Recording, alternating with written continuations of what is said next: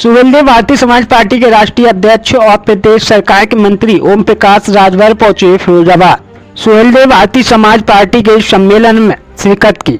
वहीं मीडिया से रूबरू होते हुए ओम प्रकाश राजभर ने उप मुख्यमंत्री ब्रजेश पाठक और सपा के मीडिया सेल द्वारा चल रहे द्वंद्व पर बोले, बात विकास की होनी चाहिए, डीएनए की नहीं। ये राजनीति में बहुत ही गलत है। वही कानून व्यवस्था के सवाल पर कहा, पिछली सरकारों में दंगे होते थे, कर्फ्यू लगते थे, अब भाजपा सरकार ने दंगा मुक्त भारत बना दिया है। लोगों की थानों में सुनवाई हो रही है। जो अपराधी पुलिस के समझाने से नहीं समझता था, वो या तो जेल में या फिर ऊपर जा रहा है। स्वामी प्रसाद मौर्य के ऑपरेशन सिंदूर को मजाक बताए जाने पर राजभर ने कहा, स्वामी प्रसाद ने 5 साल भाजपा के साथ सत्ता की मलाई खाई, अब मिल नहीं रही, इसलिए खिसिया रहे हैं। ओम प्रकाश राजभर ने तमाम सवालों को लेकर विपक्ष पर हमला बोला। फिरोजाबाद से राजीव सक्सेना की खास रिपोर्ट। उसमें थोड़ी नीचे 98% 100% काम तो लोगों ने पूरा किया है। और जो सरकार की मंशा है, लोगों की मंशा है कि जनता को जो योजनाएं केंद्र और प्रदेश सरकार की है वो जनता तक पहुंचे, तो उसको पहुंचाने में हमारे अधिकारी बड़ी मजबूती से काम। सर, स्वामी प्रसाद मौर्य ने बयान दिया, कार्रवाई करने का मौका नहीं है तो कैसे कार्रवाई करें? पुरस्कार तो हमने कहा है कि पुरस्कार के तौर पर जो जहां अपनी सुविधा के हिसाब से जाना चाहे, हस्तांतरण पॉलिसी आ रही है तो बता दें कि हम पुरस्कार देंगे। सर, उप मुख्यमंत्री ब्रजेश पाठक और राष्ट्रीय अध्यक्ष समाजवादी पार्टी के बीच डीएनए को लेके वार्तालाप चल रहा है, क्या कैसे देखती है पार्टी? कि देश में लड़ाई शिक्षा पे हो तो बेहतर हो, स्वास्थ्य की बात हो, बेरोजगारी की बात हो, नौकरी की बात हो, प्रदेश और देश के विकास की बात हो, अमन चैन की बात हो, ये बेहतर बात समझते हैं। अब डीएनए को लेकर के आपस में लोग लड़ रहे हैं, ये कोई अच्छी बात नहीं। स्वामी प्रसाद मौर्य ने कहा है कि जो ऑपरेशन सिंदूर है वो मजाक है।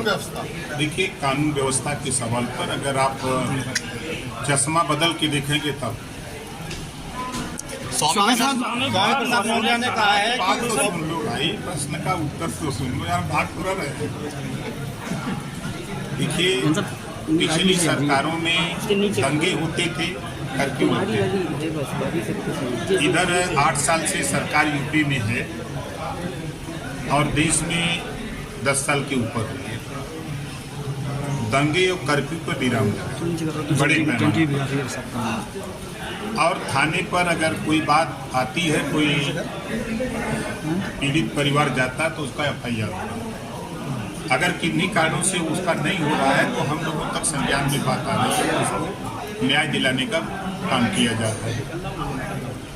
और जहाँ तक आप उठा के देखेंगे कि अगर कहीं कोई घटना हो रही है तो पुलिस विभाग 24 घंटे के अंदर अपराध करने वाले को या तो जेल के अंदर, या तो जमीन के अंदर, या तो जमीन के ऊपर, तीन ही जगह मिल रही है।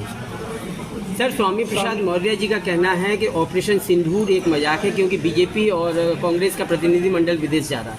ये केवल राजनीतिक स्टंट है। देखिए, जब तक वो 5 साल मलाई खाए बीजेपी के साथ, तब तक तो सब सही था। अब वो मलाई मिल नहीं रही है तो फिर उसी के चक्कर में परेशान है और कोई बात नहीं। ऑपरेशन सिंदूर के तहत 7 सर्वदलीय प्रतिनिधिमंडल प्रमुख देशों का दौरा करेंगे, जो आतंकवाद के खिलाफ हमारी सामूहिक प्रतिबद्धता को दर्शाता है। देखिए, पूरे देश को अपनी तीनों सेना पर गर्व है और जिस तरह का साहस का परिचय सेना ने दिया है उस पर हम सबको गर्व करना चाहिए। जो लोग अगर उस पर उंगली उठा रहे हैं तो अपने गिरबान में झांक के देखें कि जब उनकी सरकार थी तो वो क्या करते थे। और आज मोदी जी के नेतृत्व में सेना को छूट दे दिया, सेना ने अपनी मर्जी से ऑपरेशन सिंदूर चलाया और 100% सफल रहा।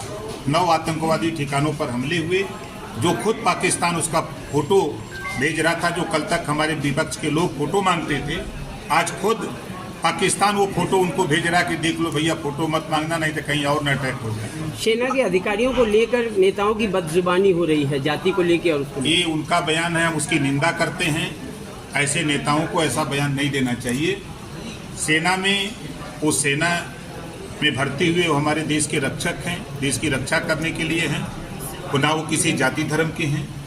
हम सब लोग मिलकर के, सभी जाति धर्म के लोगों ने मिलकर के देश की आज़ादी की लड़ाई को लड़ा है, तब आज़ादी मिली। करणी सेना और रामजी लाल सुमन उत्तर प्रदेश में बहुत बड़ा मुद्दा हो चुका है। कोई मुद्दा नहीं है।